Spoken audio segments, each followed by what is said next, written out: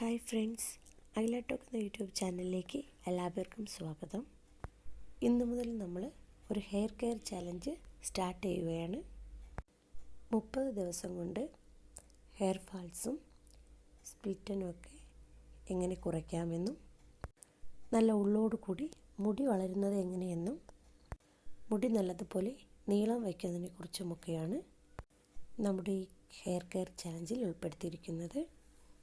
Hair ഫാൾസും സ്പ്ലിറ്റിനും ഒക്കെ മാറിയാൽ തന്നെ നമ്മുടെ മുടി നല്ലതുപോലെ വളർന്ന് നീളം വയ്ക്കും. അതിന് വേണ്ടിയിട്ട് ഈ 30 ദിവസം കൊണ്ട് നമുക്ക് എന്തൊക്കെ ചെയ്യാം എന്ന് നമ്മുടെ ഓരോ വീഡിയോയിലും പറയുന്നതായിരിക്കും. എന്തായാലും നല്ലൊരു റിസൾട്ട് ഉറപ്പായിട്ടും കിട്ടും. ഡെലിവറി കഴിഞ്ഞ് കുറച്ച് നാൾ കഴിയുമ്പോഴത്തേന് നമ്മുടെ മുടിയൊക്കെ കൊഴിയാൻ തുടങ്ങും. എനിക്കും ഉണ്ടായൊരു അനുഭവമാണത്. ഈ വീഡിയോ കാണുകയും ഇതിൽ പറയുന്നത് പോലെ ചെയ്യുകയും ഒക്കെ ആണെങ്കിൽ ഡെലിവറി കഴിഞ്ഞതിന് ശേഷം ഉണ്ടാകുന്ന മുടി കൊഴിച്ചിലൊക്കെ മാറ്റാവുന്നതാണ്. മുൻപേ തന്നെ നമ്മൾ അതിന് വേണ്ടിയിട്ടുള്ള കെയർ എടുക്കുകയാണെങ്കിൽ മുടി കൊഴിയുക പോലും ഇല്ല. അപ്പം നമുക്ക് വീഡിയോയിലോട്ട് കിടക്കാം.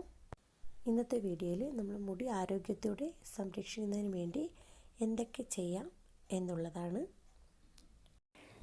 നീളമുള്ളതും ഇടതൂർന്നതുമായ മുടി എല്ലാവരുടെയും ആഗ്രഹമാണ്. സ്വാഭാവികമായി ഇങ്ങനെ മുടിയുള്ളവർ ഉണ്ടാകും. എന്നാൽ അങ്ങനെ അല്ലാത്തവർക്കും മുടിയുടെ നീളവും ഉള്ളും വർദ്ധിപ്പിക്കാൻ ചില പൊടിക്കൈകൾ പ്രയോഗിക്കാവുന്നതാണ്. കാരണം ദിവസേന ഏകദേശം 0.3 മുതൽ 0.5 മില്ലിമീറ്റർ വരെ മുടിയുടെ നീളം വർദ്ധിക്കാറുണ്ട്. ഇത് മാസത്തിൽ ഏകദേശം 1.5 സെൻറ്റിമീറ്ററും വർഷത്തിൽ 15 സെൻറ്റിമീറ്ററും വരും. അതുകൊണ്ട് തന്നെ മുടിക്ക് വളരാൻ നമ്മൾ സാഹചര്യം ഒരുക്കി കൊടുത്താൽ മതി. ഒന്നാമതായി എനിക്ക് പറയാനുള്ളത്, മുടി വെട്ടാതിരുന്നാലും മുടി വളരും. പക്ഷേ കൃത്യമായ ഇടവേളകളിൽ മുടി അഗ്രം മുറിച്ച് വിട്ടാൽ മുടി കൂടുതൽ വേഗത്തിൽ ഇടതൂർന്ന് വളരും. മാത്രമല്ല, മുടി വെട്ടാതെ വളർത്തുമ്പോൾ അത് മുടിയുടെ ആരോഗ്യത്തെ ബാധിക്കും. മുടിയുടെ അറ്റം പൊട്ടിപ്പോകാനും വിണ്ടുപോകാനും ഒക്കെ ഇത് കാരണമാകും. രണ്ടാമത്തേതെന്ന് പറയുന്നത് കണ്ടീഷണർ ഉപയോഗിക്കാം. മുടി കൊഴിച്ചിൽ ഏറ്റവും കൂടുതൽ ചിലപ്പോൾ കുളി കഴിഞ്ഞ് തല തുവർത്തുമ്പോഴായിരിക്കും. ഷാമ്പൂ ചെയ്യുകയാണെങ്കിൽ പിന്നെ പറയുകയേ വേണ്ട. ഷാമ്പൂ ഉപയോഗിച്ച് തല കഴുകിക്കഴിഞ്ഞാൽ പിന്നെ പറയേണ്ട ആവശ്യമേ ഇല്ല. മുടി കൊഴിയുന്നതിന് ഒരു കണക്കും തന്നെ ഉണ്ടാകാറില്ല. ഷാമ്പൂ ഉപയോഗിച്ചതിന് ശേഷം കണ്ടീഷണർ ഉപയോഗിക്കുകയാണെന്നുണ്ടെങ്കിൽ മുടി നല്ല മിനുസമുള്ളതാവുകയും പൊട്ടിപ്പോകുന്നതിനുള്ള ചാൻസ് കുറയുകയും ഹെയർ ഫോൾസ് ഒഴിവാക്കുകയും ചെയ്യാം. കടയിൽ നിന്ന് വാങ്ങുന്ന കണ്ടീഷണർ വേണമെങ്കിൽ ഉപയോഗിക്കാം. വീടുകളിൽ തന്നെ നാച്ചുറലായിട്ട് നമുക്ക് ഉണ്ടാക്കിയെടുക്കുന്ന കണ്ടീഷണറും ഉപയോഗിക്കാവുന്നതാണ്. മൂന്നാമത്തേത്, മുടിവേരുകൾക്ക് നേരിട്ട് കുറച്ച് പോഷകം നൽകാം. മുടി നന്നായി വളരണമെങ്കിൽ മുടിവേരുകൾക്ക് ആരോഗ്യം വേണം. നമ്മുടെ ഭക്ഷണത്തിലൂടെ ലഭിക്കുന്ന പോഷകങ്ങൾ മുടിവേരുകളെയും ശക്തിപ്പെടുത്തും. പക്ഷേ അവ മാത്രം മതിയാകില്ല. പഴങ്ങൾ, തേൻ, പാൽ തുടങ്ങിയവ നേരിട്ട് തലയിൽ പുരട്ടുന്നത് മുടിവേരുകളെ ശക്തിയുള്ളതാക്കും. ഉള്ളി, വെളുത്തുള്ളി എന്നിവയുടെ ജ്യൂസ്, ആപ്പിൾ സൈഡർ വിനെഗർ, തേങ്ങാപ്പാൽ ഇവയെല്ലാം തലയിൽ പുരട്ടാവുന്നതാണ്. അപ്പോൾ ഇതൊക്കെ എങ്ങനെ പുരട്ടണം എന്നതൊക്കെ ഇനിയുള്ള വീഡിയോകൾ പറയുന്നതായിരിക്കും. നാലാമത്തേത് എണ്ണയും മാസ്കുകളും. എണ്ണ തലമുടി വളരാനും തലമുടിയുടെ വരൾച്ച മാറ്റാനും അനിവാര്യമായ ഘടകമാണ്. ആഴ്ചയിൽ ഒരു ദിവസമെങ്കിലും എണ്ണ തേച്ച് കുളിക്കുക. ചില മാസ്കുകളും തലമുടിയുടെ ആരോഗ്യം വർദ്ധിപ്പിക്കാൻ സഹായിക്കും. ഏതെങ്കിലും ഒരു മാസ്ക് ആഴ്ചയിൽ ഒരിക്കൽ ചെയ്യുന്നത് മുടി കരുത്തോടെ വളരാൻ സഹായിക്കും. അഞ്ചാമത്തേത്, തലയിണയുടെ ഉറ മാറ്റാം. തലയിണ കവറുകൾ കോട്ടനാണ് ഉപയോഗിക്കുന്നതെങ്കിൽ അത് മാറ്റിയിട്ട് സിൽക്കിൻ്റെ മിനുസമുള്ള തലയിണ കവറുകൾ ഉപയോഗിക്കുകയാണെങ്കിൽ തലമുടി പൊഴിയുന്നത് കുറയും എന്നാണ് പല പഠനങ്ങളും പറയുന്നത്. ആറാമത്തേത്, ധാരാളം വെള്ളം കുടിക്കുക. മുടിയുടെ കാര്യത്തിൽ മാത്രമല്ല, വെള്ളം നമ്മുടെ ശരീരത്തിൻ്റെ പല പ്രക്രിയകൾക്കും വളരെ അത്യാവശ്യമായ ഘടകമാണ്. ഏഴാമത്തേതെന്ന് പറയുന്നത് തലമുടി ഉണക്കുന്ന കാര്യത്തിലാണ്. കുളിച്ചതിന് ശേഷം തല ശക്തിയായി തുവർത്താതിരിക്കുക. അങ്ങനെയാണെങ്കിലും നമ്മുടെ ഹെയർ ഒരുപാട് പൊഴിയുന്നതായിരിക്കും. തലമുടി ഉണക്കുന്നതിനായിട്ട് ഹെയർ ഡയർ അധികം ഉപയോഗിക്കാതിരിക്കുക.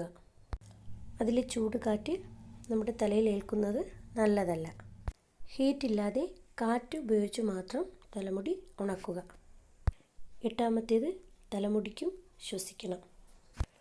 നമുക്ക് ശ്വസിക്കാൻ ഓക്സിജൻ ആവശ്യമാണ്. ഓക്സിജൻ കിട്ടാതെ വന്നാൽ നമുക്ക് ശ്വാസം മുട്ടുന്നത് പോലെയാണ്. മുടി വളരെ ടൈറ്റായിട്ട് കെട്ടിവെച്ചാൽ വായുസഞ്ചാരം കടക്കാതിരിക്കുന്നത്. ഇങ്ങനെ ചെയ്താൽ മുടി വളരെ വേഗത്തിൽ കൊഴിയും. അപ്പോൾ നമ്മൾ മുടി ഇടയ്ക്കൊക്കെ ഒന്ന് നിവർത്തിയിടുക. കെട്ടിവെക്കുമ്പോൾ ഒരുപാട് ടൈറ്റായിട്ട് കെട്ടാതിരിക്കുക. കുറച്ച് അയച്ച് വേണം കെട്ടിവെക്കേണ്ടത്. കൂടാതെ നനവോടെ മുടി കെട്ടിവെക്കുന്നത് ഫംഗൽ ഇൻഫെക്ഷൻ ഉണ്ടാക്കാൻ കാരണമാകും. ഒമ്പതാമത്തേത് ഭക്ഷണത്തിൻ്റെ റോൾ. ധാരാളം ബയോട്ടിനും വിറ്റമിൻസൊക്കെ അടങ്ങിയ ഭക്ഷണം മുടിക്ക് വളരാൻ വളരെ അത്യാവശ്യമാണ്.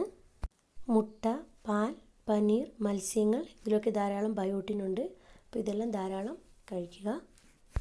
കോളിഫ്ലവർ, അവക്കാഡോ തുടങ്ങിയവയും തലമുടിക്ക് ഗുണം ചെയ്യും.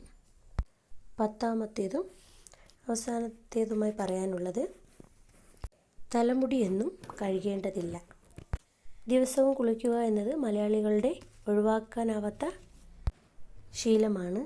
എന്നാൽ നിങ്ങൾ ആരോഗ്യമുള്ള മുടി ഇഷ്ടപ്പെടുന്നവരാണ് എന്നുണ്ടെങ്കിൽ ഇതത്ര ഗുണം ചെയ്യുകയില്ല. എല്ലാ ദിവസവും തലമുടി കഴുകുന്നത് മുടി വരളുന്നതിന് കാരണമാകും. ഇത് മുടി പൊട്ടിപ്പോകുന്നതിനും കൊഴിയുന്നതിനും സഹായിക്കും. അതുകൊണ്ട് തന്നെ പരമാവധി 2 ദിവസങ്ങളിലൊരിക്കയോ ഒന്നിടവിട്ടുള്ള ദിവസങ്ങളിലോ മുടി കഴുകിയാൽ മതിയാകും. കഴുകുമ്പോൾ മുടി നന്നായി മസാജ് ചെയ്യുന്നത് പിന്നീട് തലമുടി ചെയ്യുമ്പോൾ തടസ്സം ഒഴിവാക്കുന്നതിനും ഇതുവഴി തലമുടി പൊട്ടുന്നത് ഒഴിവാക്കുന്നതിനും സഹായിക്കും. നമ്മുടെ ഇന്നത്തെ വീഡിയോയിൽ അപ്പോൾ ഇതൊക്കെയാണ് മുടി സംരക്ഷിക്കുന്നതിന് വേണ്ടി പറയാനുള്ളത്. അടുത്ത വീഡിയോയിൽ മുടിയുടെ അറ്റം പിളരുന്നത് എങ്ങനെ നമുക്ക് മാറ്റിയെടുക്കാം, എന്തുകൊണ്ടാണ് ഇങ്ങനെ സംഭവിക്കുന്നത്, അതിനുവേണ്ടി മുടിക്ക് കൊടുക്കേണ്ട കെയർ എന്തൊക്കെയാണെന്ന് പറയുന്നതായിരിക്കും. അപ്പോൾ നമുക്ക് അടുത്ത ദിവസം കാണാം. Thank you.